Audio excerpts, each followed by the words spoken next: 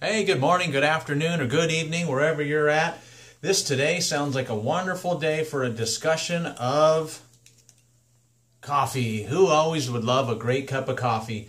The reason I bring that up is because I have the Starbucks app on my phone because for the staff, occasionally we'll go out and we'll get some coffee, etc. But I thought, wow, when I received the notification, of course, the Starbucks app is a convenient way of swiping, loading up your card, and then you just easily pay it on your phone. But it's also a very convenient way for Starbucks to market to us. So I get these things on a very frequently basis. For example, today it said half off Frappuccinos from 2 to 6. So they're trying to increase their sales. So it just led me to believe, wow, we are definitely being marketed to and talked at and sold on all kinds of different things. And who wouldn't love a scoop of ice cream in a cup of coffee, which is basically what a Frappuccino is. So it just got me thinking, and I thought, wow, what is in a Frappuccino? So I looked at it, and I want you to take a look at this. Come on over here.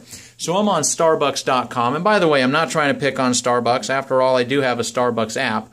I just want you to know what you're eating. So here we are at Starbucks, and a lot of people don't think that there's a lot of crap in a Frappuccino, and I don't want to get slandered or slander Starbucks.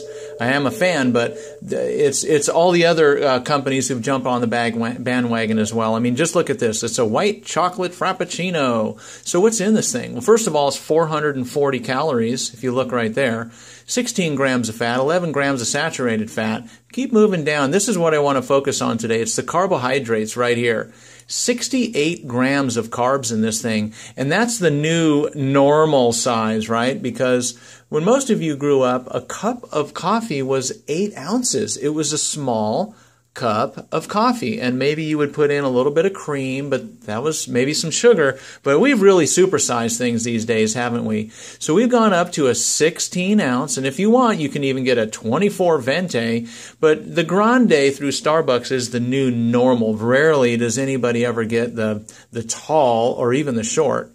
But if you take a look at it, a short, which they don't even offer in a Frappuccino, it would be the normal 8 ounce size. So here we are on the normal size. Carbohydrates 68. Sugars is 67 grams of sugar. And I want you to remember that because we're going to talk about that. Now you think, well, I need an upper, and that's definitely going to do it for you, and so is the 90 milligrams of caffeine. But this is a caffeine and sugar overload like you wouldn't believe. So let's move onward. This is my most common thing that I ordered at Starbucks. It is the Pike Place Roast. And guess what? You can actually get it as a short. If you didn't know about it, you can order a short. And that is 8 ounces. It's about that big.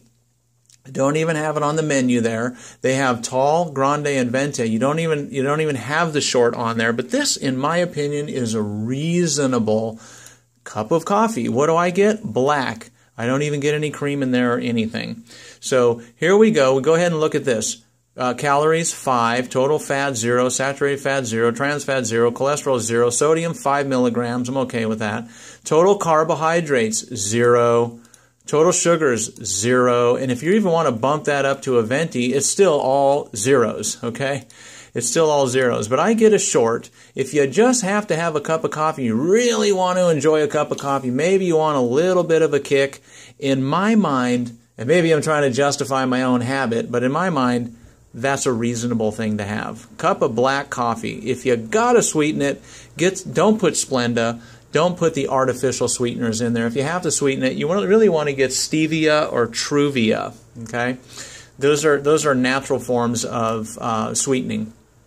But if you look down here, remember the other one that we saw was 90 grams on the Mocha Frappuccino Dino, whatever that one was, and that had 90 milligrams of caffeine. This one here, a small or a short cup of coffee, has 155 milligrams. So I just want to point that stuff out to you. Know what you're drinking.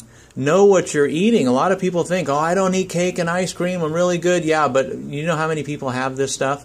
This is basically like 2 scoops of ice cream and caffeine in there. It is an excellent way to get pre-diabetes, insulin resistance, and diabetes.